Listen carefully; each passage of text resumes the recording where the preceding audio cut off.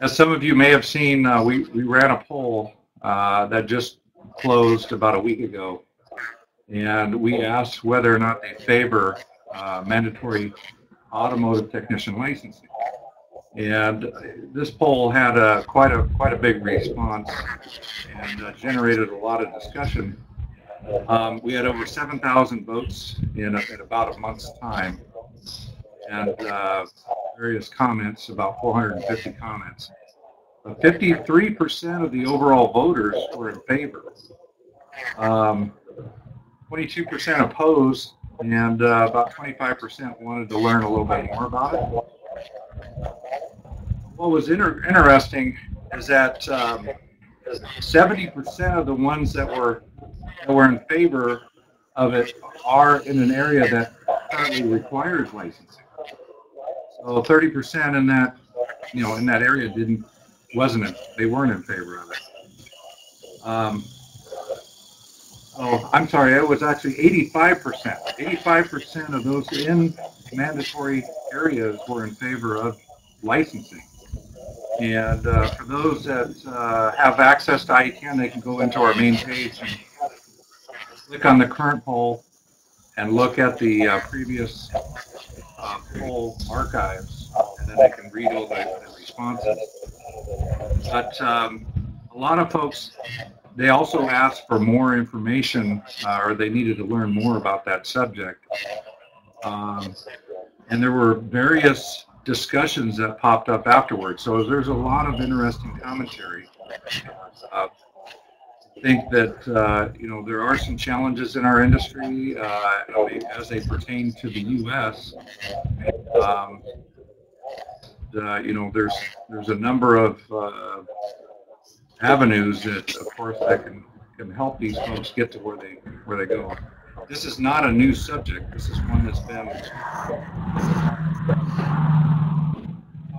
over and over again over the years, and it's one that keeps coming up. And so this is why we're having a discussion to discuss such an important topic. You had a question. Why don't you repeat it here? Yes, Scott. The question was, after all the survey questions, were there comments regarding more specifics? Were there kind of trends there, people asking about, various aspects of the idea of licensing, or suggesting things?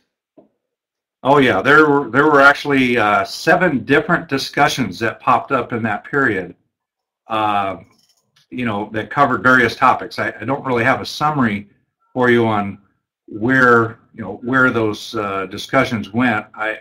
There's so many that it was difficult to really monitor what's going on, but I see a lot of comments from folks that just plain don't want the government involved with anything, okay? And, that's why we have voluntary certification currently. And, but, there's something that I think the overall feeling is that there's something that needs to be done to, again, raise the level of our service industry. What that solution is, I don't know, but a lot of folks are really concerned about the various levels of service out there, and frankly, from the consumer's perspective, they see a shop, they see shop A and shop B, and they're either licensed in their state or their city or what have you, and from the consumer's end, they're assuming that shop A and B are equally able to do the same level of service. And of course, we know that is not the case, and so this is where a lot of the discussion dwells on. Within that poll, additionally, after a person votes in that poll, they're able to enter in their, they can add some additional commentary based off of their vote. And those are all visible by the members. So if you go back to that poll, you can look at all the comments. And it is very interesting. We will show who they are, where they're from, and what their vote was, and then their comments. And it will definitely give you some unique perspective. And again, there's 400 or over 400 there. So each of, I encourage folks to go and start reading through those and kind of get the gist of how people feel about it, because it will definitely broaden your perspective on this particular Okay, topic. Tony, let's hear from you. Okay, well, obviously, as Scott mentioned, we represent the certification side of this question. And back in '72, when ASE was founded, this is what this discussion was about. And it may sound familiar to most people, that there was a lot of incompetence and fraud in the industry. And back then, everybody said we need a licensing program to fix this. At the time, the industry decided that, the problem wasn't so much fraud as it was incompetence. And what we really needed was a way to measure the knowledge of the technicians, to make sure that they have the information and the skills they need to actually do the job. That's why the certification program was founded in the first place. The problem, this discussion about licensing has been going on as long as I've been in the industry, which has been a very long time at this point. And I remember being in a number of discussions about this topic when I was working as the editor-in-chief of Motor Age magazine. And all along there's been a common thread, and it still exists today. I was engaged in that discussion that Scott was referencing on IATN. And there's a couple of issues with licensing. First of all, most people don't realize that certification is actually a higher standard. The problem is that it's a voluntary program, as Scott mentioned. And we only certify less than half of the industry. So you've got half of the industry out there with basically no qualifications whatsoever. So that is a large part of where the problem lies, I think. But the problem also on the licensing side is, again, we've had licensing in a couple of states for quite some time now. And Michigan's a good example. And several of the comments that I read were from people in Michigan. In fact, I've spoken to one of the individuals who's in charge of the licensing program. And there was some interesting comments from the Canadian folks who have the provincial licensing program. And they have the same problems we do, even though the licensing program has been in effect for quite some time there. The issue is probably more to do with the fact that there is no barrier to anyone opening a repair shop that has a wrench in their pocket, and therein lies a problem. Their industry itself doesn't support what voluntary standards we do have in a manner that would make 70% of the people be certified. And again, I think when people talk about licensing, what they're really talking about, and this is an old problem, they're not looking for a solution to the incompetence. They're looking for a way to put the other guy out of business. And what happens with licensing is, it's, again, the lowest common denominator. Generally, the first thing that happens is they grandfather everybody into it. So you just codified all those people that you're claiming are the problem. So you don't actually solve anything. So this is a difficult question. It's interesting that ASE, although it's a voluntary program, we're part of virtually every licensing program in the country as one of the qualifications. It's not the only qualification, but it's certainly one of them. And that's an interesting role for us to play on the testing side. We can certainly verify the knowledge that an individual has. But of course, we can't do anything about certifying things like business ethics, and in many cases, that's exactly what some of the problems are we're discussing. It really is more of an ethics problem than anything else. And I don't know how you fix that. Licensing or certification won't address that issue. Well, Tony, I think that is a great deal of good information there. And I think you're right. Sometimes licensing, like the mandatory air conditioning licensing, basically, rather than helping technicians out there, basically put the onus on them. If they released refrigerant into the atmosphere, now they had a way to be fined, and I don't think it really helped them get any more money. At least it didn't help me any. So that was just another thing out there. And I don't really think it encouraged the industry to do a better job. Tell you the truth. It didn't, and actually, that's another point. I've heard a lot of people say, well, if we were just licensed, everything would be fixed. It would raise all of our salaries. It doesn't work that way. Everybody talks about plumbers and hairdressers, and if you investigate the reason hairdressers are licensed, I've actually looked into this. That comes from the 30s, and it was created by the trade to actually keep people out. They didn't want a lot of hairdressers. So it was meant to be a barrier, if anything else, to, to participating. So on the face of it, I've heard that argument a lot. Why are hairdressers licensed and automobile technicians aren't? And frankly, it's a very, very valid argument. We are responsible for what is essentially a 3,000-pound weapon.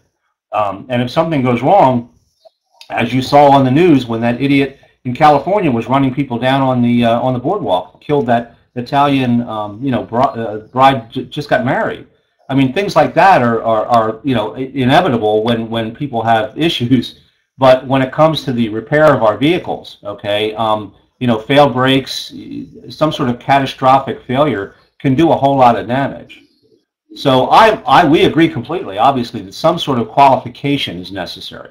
But the only way it's going to work is if every shop owner says, look, I'm not going to hire you unless you have some kind of qualification you can show me that you can do this work. Whether it's a degree from an accredited automotive training program, whether it's a manufacturer certification of some kind, whether it's an ASE certification, whatever qualification we care to adopt. The trick is to adopt it and to actually use it. As long as there are shops out there who are willing to hire unqualified people and have them work on cars and feel that, certification's a bunch of nonsense. I never saw a piece of paper fix a car.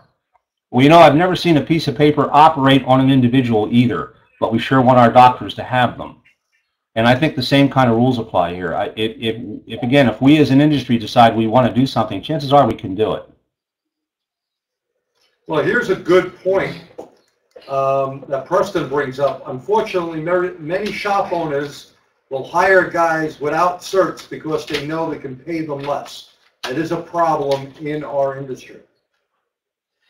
I'd like to make a comment here. As an industry, we don't band together, and manufacturers, dealers, their argument is we don't need another layer on the onion because we have our own qualifications that our manufacturer, whoever it happens to be, requires, and therefore this other thing is not our problem. And of course, on the backside of that, they're really thinking that's part of how they compete with the aftermarket. They have some type of a formula that makes them look more professional, regardless of whether or not they actually are. Well, can I bring up a point with that? Sure. Last time we had this discussion about licensing, I brought up a point that at a dealership, if you're doing warranty work, you have to be certified in that particular part of that car. That's right. In an aftermarket, it's not that way. You don't have to be particularly certified in any subject. Right.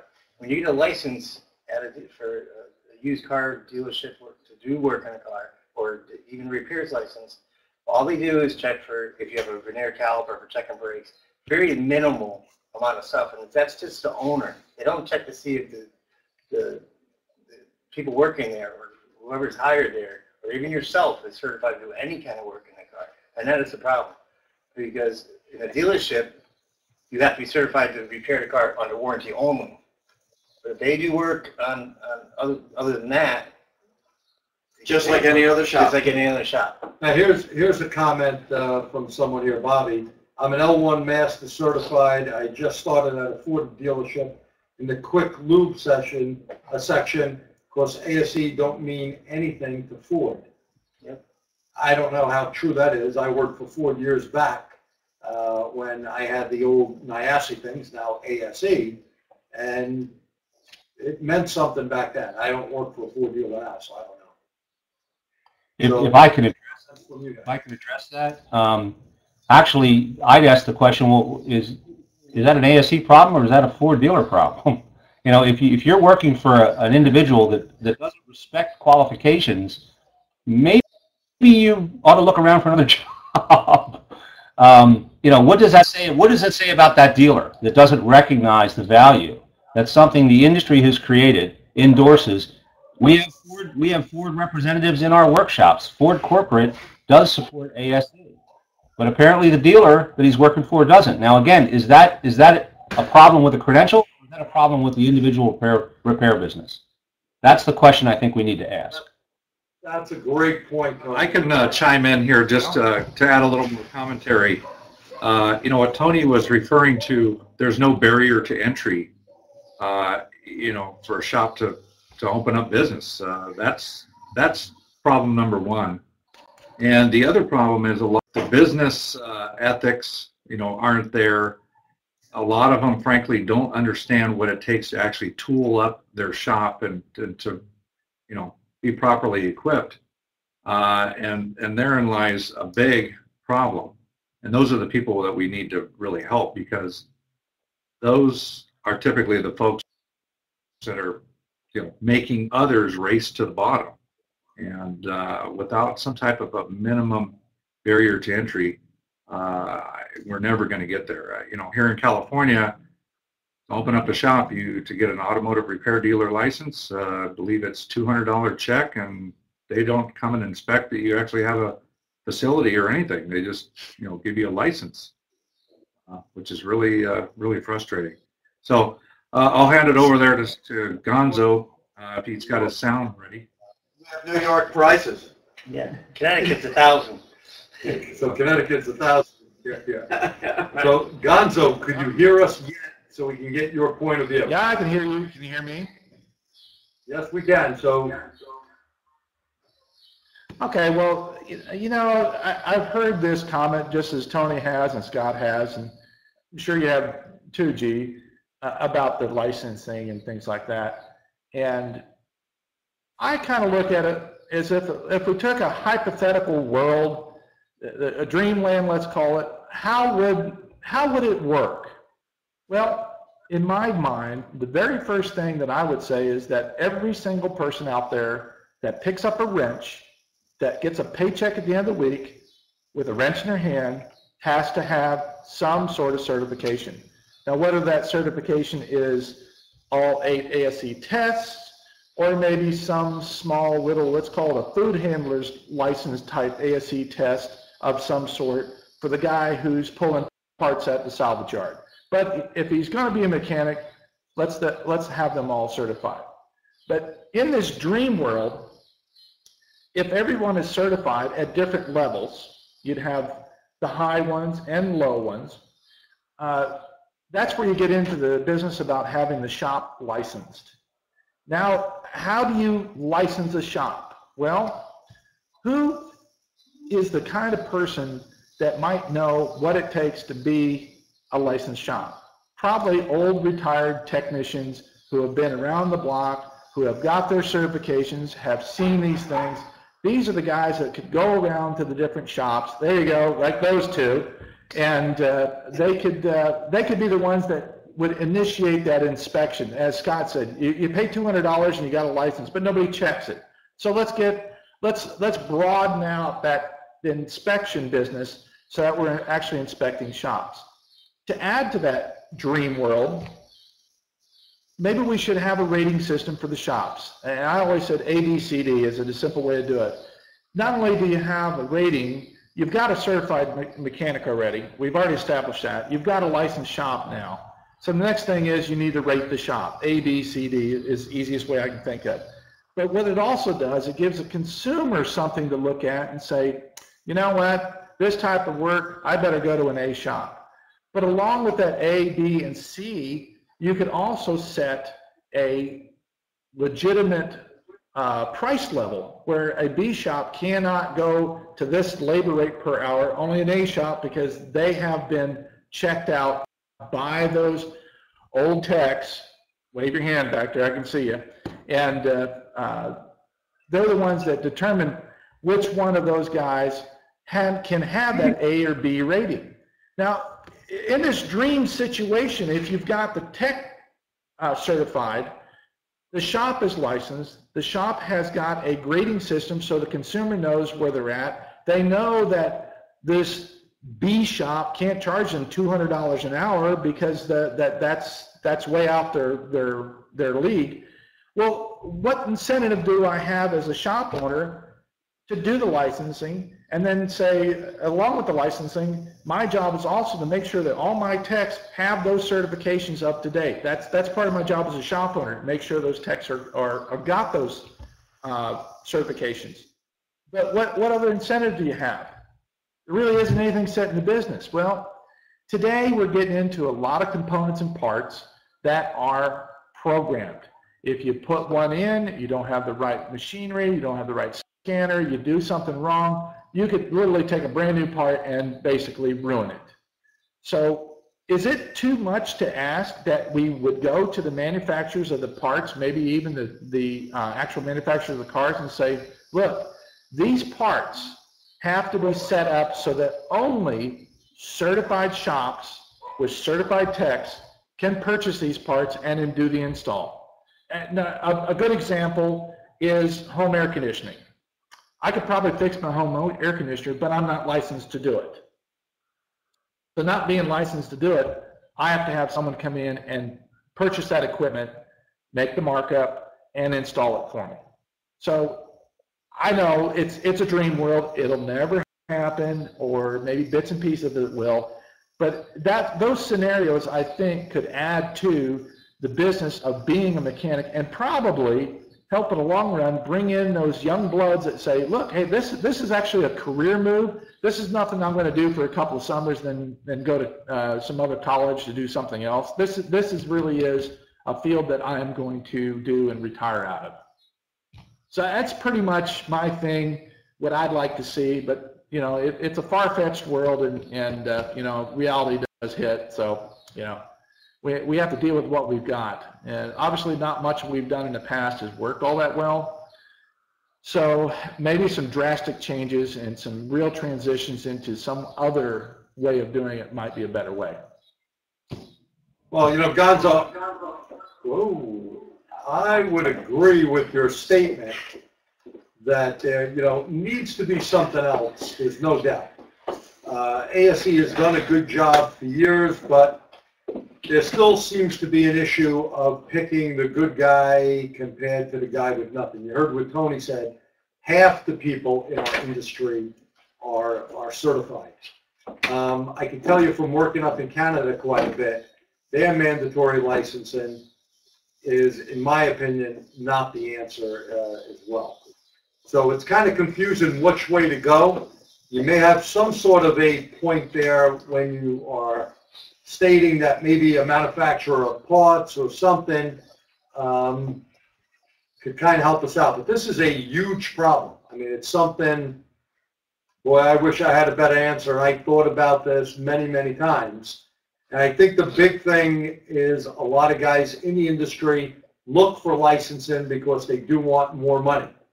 There's that division line for the guys who know, you know, a bunch of stuff and the guys that don't. I also think the OEs worry about their dealer network, which they should. That's their customer. And their customer does not want a high-tech guy that they got to pay big bucks to. They're looking for plug and play. And I think that's going to be one of the big things. I'd like to add to that, you know, that is part of the tension in the industry. The manufacturers and the dealers have, in essence, their world. Lose the whole thing. Yeah.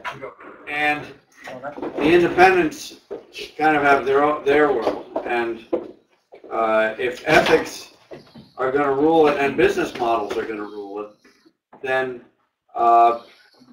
we have to get manufacturers to agree that this is a good idea. Without manufacturers, the independent business owners are not going to go along with it. There has to be some pressure from somewhere. It's either that or the public has to demand it.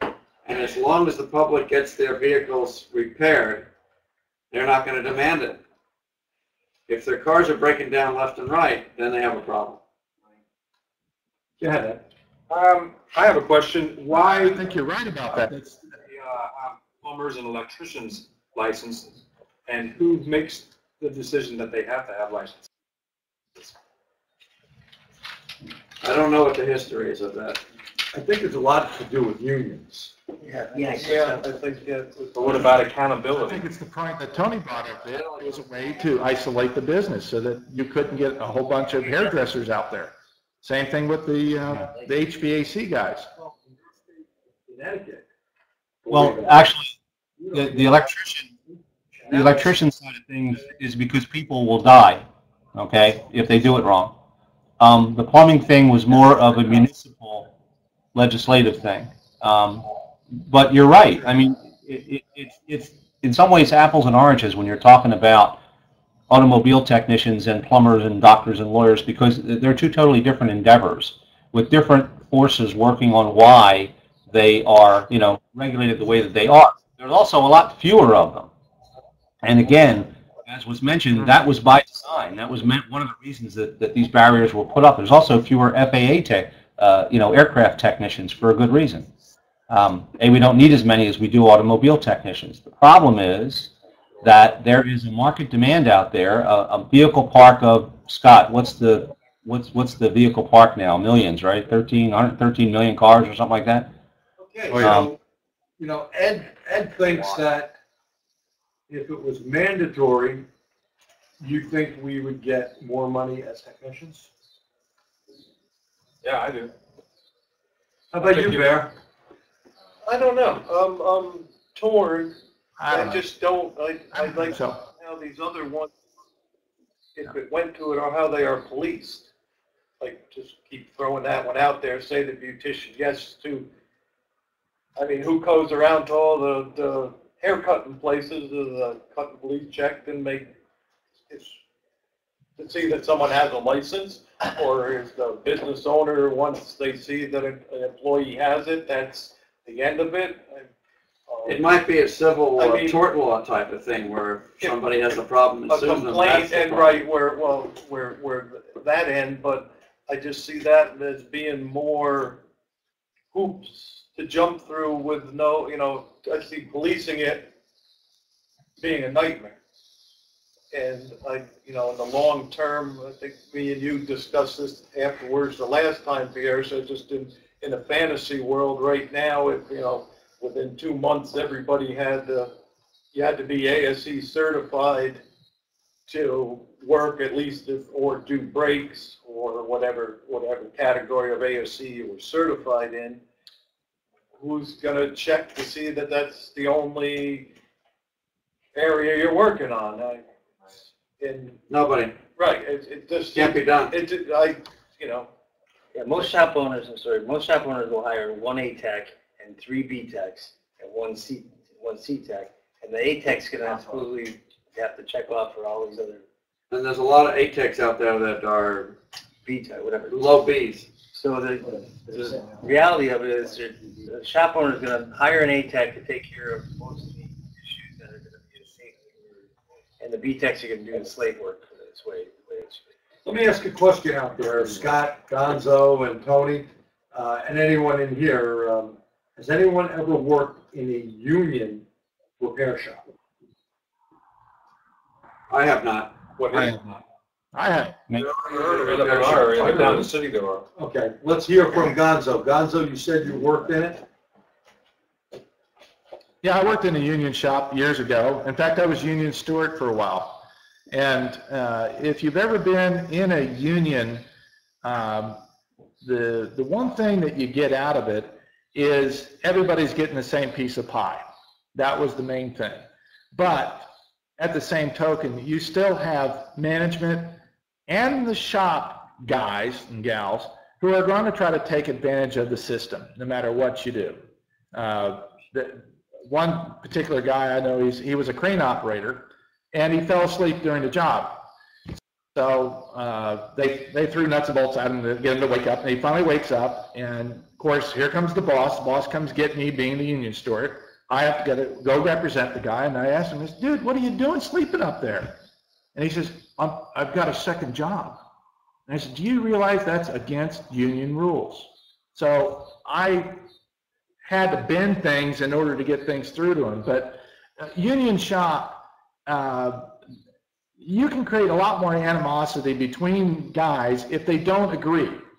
Because you got to remember, when you vote a contract, it's a majority vote that wins. That doesn't mean everybody liked it.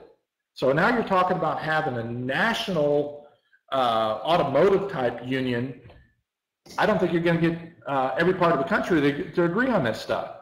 So I don't think that word union is appropriate. And some states have right to work laws. Good point. But that doesn't mean they can't be certified. And I'm not sticking up for ASC here, Tony. I'm just saying that you need to have something that verifies a guy can do the job. I certainly, in years past, have hired non-ASE techs, and I've learned not to. So it's just like on occasions I sub-teach at a college, and one of the requirements is I have to have an ASE certificate. So, now basically they wouldn't let me teach, even though they say, oh, it's Gonzo, geez, well, he knows all this stuff. But it's part of their recommendation, and I totally agree with them that we should have certifications. See, part of the challenge with ASE is, 40 years ago, the industry got together to create something that would be scientifically valid. Okay, what we do, we can defend, and it absolutely demonstrates knowledge like we say it does. The problem is, an individual goes and takes an ASE test, a working technician. He fails it. What happens the next day? He goes right back to work. There's no penalty, there's no incentive, if you will, to take the results of that test, analyze why the individual failed it, and then get them trained up to where we're improving the overall knowledge base of the technicians working our vehicles. That's the way it's supposed to work. But unless the industry actually follows through, again, as long as there are shop owners who are going to say, look, I don't care whether you're certified or not, go fix those brakes on that BMW. We're going to have people calling me on the phone and saying, one of your damn shops screwed up my car. And I have to explain to them that not every technician out there is ASE certified. As much as we're criticized for the consumers not knowing who we are, frankly, most consumers think all technicians are certified in one way or another. We have a comment, make the test really charge the testee if they fail. Well, I don't know how anyone would stay in business if they did that. Okay, what's the point? I have a comment. The tests ASE tests are not set up to fail. ASE tests never do anything. ASE tests of anybody in the country, but that doesn't mean you make more money or get a better job. I'm sorry, I missed that. That part of it. Some people do tests and not working on your hand. Right. Any other comments here, John? I just recently, actually last Saturday, took a L1 recert and missed by one question. Not happy, but such is life. But I think it would be not, I guess this really isn't on the licensing, but the problem I've had with ASEs is as far to, like Pierre was saying, to find out what area you're weak in and get training in that or why you did. The problem always I've felt with ASEs, you never get a score. You got so many out of so many in an area, but you never really can see where you made your mistake or what you didn't understand or what you weren't learning. Which is probably. Let me stop you before I let Tony answer this one. I think you're looking for, people always want to know, what question did I get wrong? Well, they can't. Well, I'm not going to let Tony expand. That's not what I was asking. But. Tony, it's in your ballpark. Well, okay. The score report does tell you what areas you're weak in, okay? Knowing the exact question that you got wrong would certainly be helpful. The problem is, I don't know how many individuals on this call have ever been to an ASE workshop, but ASE doesn't make the test questions. Individuals like yourselves do. We call them subject matter experts. They're working technicians, they're shop owners, they're people with a working knowledge. Each ASE test question, by that definition, is very expensive to create and maintain. If we, every time we gave a test, were to give out the answers to all the questions, we would run out of questions in about 2 administrations, and the test would cost about $1,000, because that's what it would cost us to keep making new questions up. So the reason we don't share the actual question is because it does differentiate, the good ones differentiate whether or not you know something. And if it's a good question, we want to be able to use it as much as we can. There is training out there. There's lots of some is better than others, granted, but there are lots of companies, G's does it, lots of others do, that will help an individual prepare to take an ASE test, as well as learn the trade that they need to know. again, if you fail the test, you've actually gotten a very important piece of information, because while we won't tell you exactly what question we missed, we will tell you what area in that task list and content area you were weak in. And that should be enough information for you to take the training that you need to broaden your knowledge base. Because if we told you what question you got wrong, okay, you studied it, you get that question right the next time, but then you got another question wrong. You haven't broadened your knowledge enough to be an effective, tradesman. And that's the purpose of certification testing. It's the purpose of all testing, is to make sure that you have a broad enough knowledge base to be an effective tradesman, rather than focusing in on an individual issue. Although I got to tell you, everybody needs to know more about basic electricity from what we've seen. We were just discussing that. Yes. Now, Tony, I would agree, and having been down to ASE and even participated in writing test questions, they really go through, from regular people out there writing these test questions, painstaking time and effort to try to make the questions as fair as possible. And if I'm not mistaken, they look at if this question, so many people answer them wrong or whatever, they kind of revisit the question and see if it's a good question or not. So no one likes to fail. We all like to be on the money. You could have a bad day, whatever the case may be. But the area is important. I'm telling you, even, training people, if they look at the task, and that's the big thing that people don't do. There's a lot of study guides out there. And I'm not 100% for all the study guides, but what I do like is what ASE gives you for free. The task of this particular test is going to have so many questions on mechanical or electrical, whatever it may be. Those are the areas you need help in. Is that pretty accurate, Tony? Absolutely. And I think it's important to remember, as any of you who know me know, that when I get on IATN, I think somebody posted the last time, they're amazed that I post at all, because every time I stick my head up, it's kind of like a whack-a-mole thing, People take shots at us. But, I think most people don't really understand. When you're taking shots at ASE, what you're really taking shots at is the industry, because the industry is the one who puts this together. And again, the industry created the certification process to address exactly what we're talking about. The problem is not enough of us take advantage of it. And as long as that is the situation, right, we can talk about licensing, we can talk about certification all day long. Nothing is going to change. So in many ways, the answer to what we're discussing here is for the industry to get serious about making sure that the people that are working in repair shops are qualified to do so. And that has to apply to everybody, regardless of whether you're a Ford dealer or whether you're a Pep Boys store. Right. Hey, Scott Brown, I do agree that everybody should have a certification. I think that certification should also kind of lead to what that person does. If you go to a tire shop, if the guy's got a certification in tires, he doesn't need one in electronics, but then he's got to state that, hey, I'm not certified to do that work.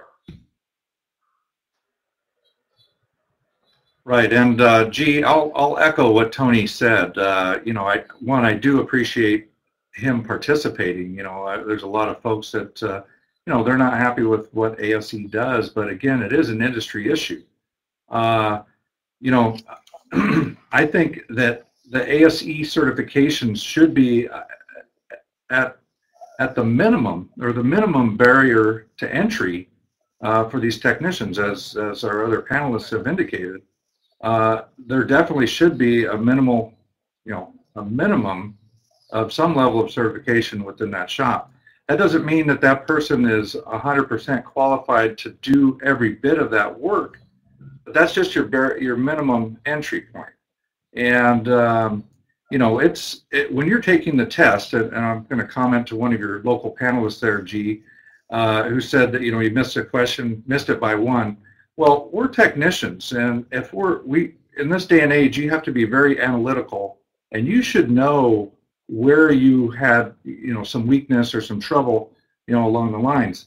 Again, being a minimum on that test, if you're a really sharp tech and you've studied and your trade front and back, you should have no problem going through these tests. And I hear that all the time. I hear a lot of guys say, well, these tests are way too easy.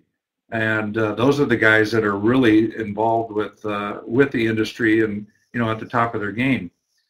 Our overall solution to this, of course, we're not going to solve this here in this 1 hour webinar series here, that it's going to take industry participation to come to some sort of consensus, because we certainly do not want the government to step in and have all their bright minds that have no knowledge of our industry whatsoever to come up with some solution for us. So we definitely need to get the industry involved and take ownership and offer up solutions. Well, that's really where we're headed. Well, I would agree with you, in Scott. basic sense, in order to start this licensing program, it's almost, we're all saying the same thing. We need to start at the bottom, and that is to get the certification part for anyone that touches a wrench, almost, let's call it mandatory. And then step to the next phase, which would be licensing. That's one way to do it. Go ahead, G. Well, I guess you can't drive a car without a license. But I think in this, it's just a very confusing subject that I've racked my head. I think something needs to be done. Is one of the reasons why I decided to do this as a roundtable a few months back. Store out the hornet's nest.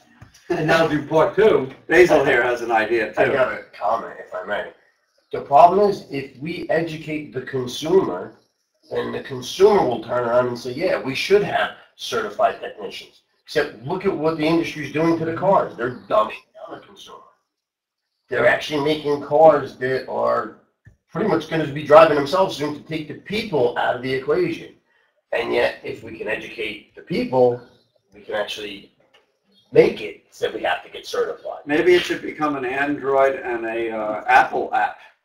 Well, we got some comments here that just like to shoot there, and then I'm going to ask the panelists. How about making the test a minimum of 80 to pass? Too many, well, we won't use that word there. Too many people have passed, and maybe just getting a 70. I don't know if that's an answer or not, but we've had some opinions on that. So one of the big points here, ASE needs TV commercials. Now, I can tell you years back, it was a Blue Seal shop. Dagmar, who I believe is still at ASE, did a lot of things like women's days, and all these things were good. I know I used to give out a lot of different pamphlets and advertising in my business logo at the time. I asked IASE and ASE if I was able to use their logo. I promoted it in all my advertising. So I think it's up to the industry, besides ASE. It's great if ASE had commercials, but does everyone want to pay $20 more a test or whatever? They need money to do it. All right. Any comments from the panelists? If you want me to take that one. I really think that ASE is, I think ASE could probably expand, but that's going to take money. It's going to take more manpower. Then again, like the other comment about get the consumer involved, really that's the whole thing. If the consumers were made aware that you have to have a certified technician to look at today's car, then they would go out and look for that. But there again, you don't see that kind of, well, maybe let's call it advertising or word of mouth that people are aware of. Yeah, part of the problem is consumers, when we talked about providing, information to shops to educate their own customers about the value that they provide at the service desk, not just their certified technicians, but the equipment, the investment they make in knowledge and tooling and, and diagnostic equipment. What I get back is that's not my job to educate my customers. Well, if it isn't your job, whose is it? Okay. ASE is a small nonprofit. We're actually much smaller than most people realize. We can certainly do more. And actually, we just did some interesting research with Frost and Sullivan, and we were surprised to find out, frankly, how well our logo was recognized by the baby boomers. As far as the younger generation goes, we are nowhere. But that's probably true for a great many things. Yep. And the ASE Board of Directors right now actually has formed a subcommittee for us to analyze these results and try to come up with a way to reach out to consumers. But, you know, every time I talk to, and again, I get phone calls in the office every day from consumers, and I say, look, did you, they're calling to complain about an ASE certified technician, and I ask them, was the technician certified? Absolutely. I asked for the technician's name, which is a bad way to do this because we need an actual ID number, but even then, 9 times out of 10 when I check a name, we don't have anybody by that name in our database. So again, consumers are actually misguided in many cases. But yes, we can certainly do more, and let me tell you, ASE hears loud and clear that we need to do more for consumers. Our challenge is, and gee, you hit it on the head, how are we going to pay for it? We're not going to be buying a Super Bowl ad anytime soon, but we certainly are exploring different ways to try to educate the consumers to look not just for ASE certified technicians, but here's how to identify a good shop. And by the way, if you Google, find a good repair shop, you will find entities like Consumer Reports and most of the others. One of the first 3 things they tell you to do is to look for certified technicians, look for qualifications. So the consumers are in many ways getting this information, but they're not using it. Yeah, you know why they're not using it, Tony? It's all. Yeah, it's about the money. You got guys, It's the money. just looking to save the buck, right, Scott? Of course, and I just wanted to comment on something else that I suspect that Tony saw this that was posted on the network a couple weeks ago. Gentleman came out and he said that he's not had a lot of faith in ASE, but he wanted to share with the group an event that took place earlier in the week, and he had a call from a lady and she asked 3 questions. Asked whether or not he had ASE certification techs working in the shop, how many years of experience they had, and whether or not they worked on her vehicle or her car line. And it boiled down to, she had a major repair that needed to be done on her vehicle. Not one time did the price come up. And she ended up coming in as a customer. And so the technician or the shop owner actually asked her some more questions. And she said, well, my friends, she has some other friends, and they're all engineers. And that was their main drive, was to find people that had knowledge and experience and the certification. I believe the question, or one of the first questions, was whether they were ASE certified or not. And that was that was their first barrier, first qualifier. And he basically commented to the group. He said, wow, this really changes my perspective on ASE certification. Again, some of the consumers out there, of course, they need to be educated. Just the term certification kind of means something to them, and again, it goes back to the industry. A lot of guys will advertise their ASE certifications, but the shop may not have the actual ASE certification. So, my hat's off to that lady interacting and asking those questions. And that type of customer is the type you really want, coming into your repair facility. And that's really, that really represented quite an impact with how ASE is seen through the eyes of another consumer. So I've got an interesting one for you, almost like Scott's story, but a little different. I had a job in from another repair shop, and it turned out to be a rather simple repair as far as I was concerned. Sent it back to him. The next day he calls me. He says, it took a ASE master tech to find that problem. Boy, oh boy, it's a good thing we know you, Gonzo. And I'm thinking, you're a tech. You own a repair shop. What? You do the same job. And they took it back. Of course, they farmed the job back to them, and they jacked it up and sold it back to the customer. Happy day. I don't know. We have a couple of comments here. You know, it seems like people like just throwing mud at the industry and especially ASE here. You know, basically, Tony, this comment is they switched from a pen and paper test to a computer test that should save ASE a lot of money, and that is true.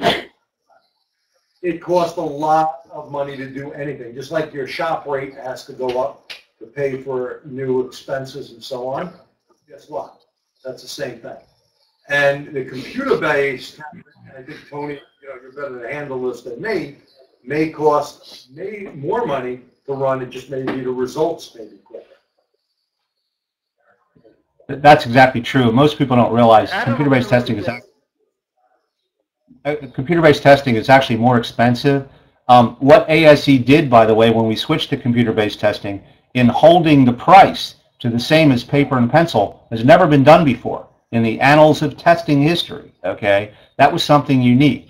We changed for lots of reasons, but again, the basic one was the actual company that was doing the paper and pencil testing is no longer in the business of doing that. We were the last ones that were doing it. So it wasn't like we had really a choice. We're living in the 21st century, and you know, this is the way things are done nowadays. I like points and condensers.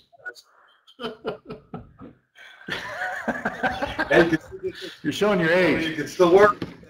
I like the new computer-based test. I think it's a great idea. Me too. And you can take it more times a year. You almost search it now. Yeah. Well, to search you look a little suspicious. Of course, they don't want people going in. Smartphones, any college nowadays, they know people are texting answers. And I don't know if I'd let you in the door. Never mind go take it.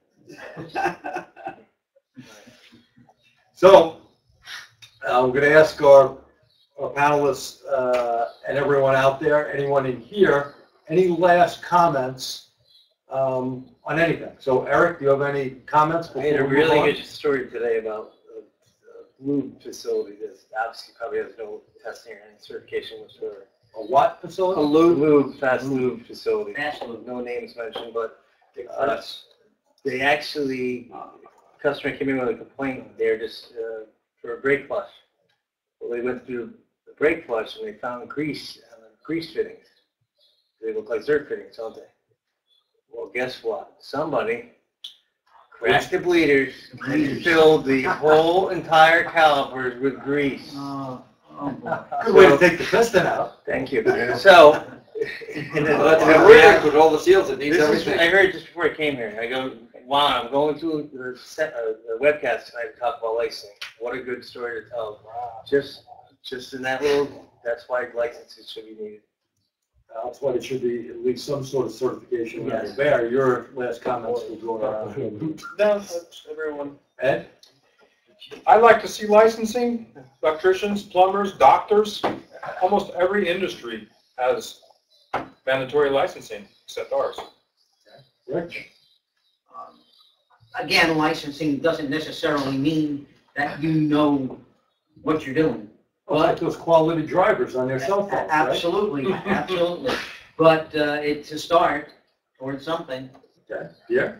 I agree with that, and I've been kind of pushing for this a long time. You know, my standard comment is I start by saying I could get lynched in a lot of rooms by saying this, on and on and on.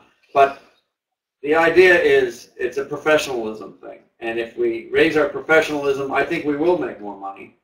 But we have to start by having some standard that's higher that the public will recognize and hopefully be willing to pay for. Unfortunately, there's a lot of the public that doesn't want to pay for anything. And Basil? I think we should be certified, and I think we have to educate the consumers. Because if they know, then it makes our job easier. And then they'll look for shops that are certified and shops that actually can. That's good.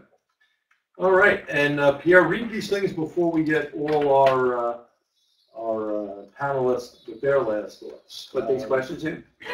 Okay. This is a comment to touch on an earlier point. It may be difficult to enforce, but maybe start looking at requiring parts stores to sell only to certified shops.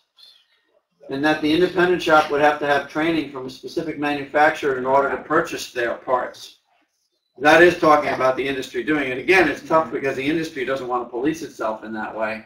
But think of how much money the industry spends on warranties for stuff that wasn't broken or was how much the customers spend for stuff that was not diagnosed correctly. And we have one over here, you don't always have enough time on a computer-based test. I think that's just a matter of some people getting used to the computer. I hear that one a lot out there. And now we could hear from we'll start with Tony. If we could have your comments, Tony. First of all, listen, I really thank you guys for giving us the opportunity to participate in something like this. The value of what we're talking about is in the discussion itself. Listen, we have lots of challenges as an industry, whether it's licensing, whether it's certification. The bottom line is we have to keep fighting to raise the level of professionalism. The comment about the brake, the brake fitting being filled with grease, that's all too typical and it happens all too often. I think the value is having the dialogue and working through the problems. There is no magic bullet, but I think working together we can certainly come up with something to raise all the boats. Hopefully, we'll be part of it. Yeah, I like it. Yeah, and I agree, Tony, or I agree with Tony. First of all, I want to thank you guys for letting us come on and share some thoughts and knowledge and so on. I think our solution. We've got a huge challenge in front of us, and again, it's been in front of us for 4 decades now, and it's a tough one. It is a market-driven economy, and that's what we need to really pay attention to. And the consumer is the one that's looking for the lowest price, but they don't know any better in most cases. And I think that the more knowledge that they gain and understanding what it takes, and the more knowledge that our fellow shop owners and technicians gain about the industry and what it takes to really participate are going to together provide that eclectic group of metrics to push us in the right direction. So, but again, it's got to be industry participation to help us move that bar up. Great. Well, it's my turn. I want to thank you guys for having me on. This is really quite a thrill for me to do it, by the way. And I do see that we all more or less agree that licensing, or let's say certifying that every tech should have one. And I use the old analogy of what do you call the guy who barely made it through medical school, barely made it through his internship, and barely made it? He's a doctor. Doesn't mean that everybody that's certified is going to be an expert, but if we at least start there, the consumers would be aware of what you are dealing with. Well, on that note, I'd like to thank all our guests, Tony Mola from ASE, Scott Brown, IAPN, and Mr. Gonzo Weaver out there in Oklahoma from Brake and Front End, all of our TST board members here, and of course you guys out there. Thank you very much. Send us your thoughts at any point. You can even email us at tstseminars.org. And don't forget our upcoming webcast with Motor Age Magazine. And that will be, of course, I lost the page. So here it is. August 22nd, Thursday night. Taking the heat, cooling system tips with myself, Pete Meyer, and the TST crew here. Thank you. Good night from New York. Have a good night. Good night. Good night. Good night. Night.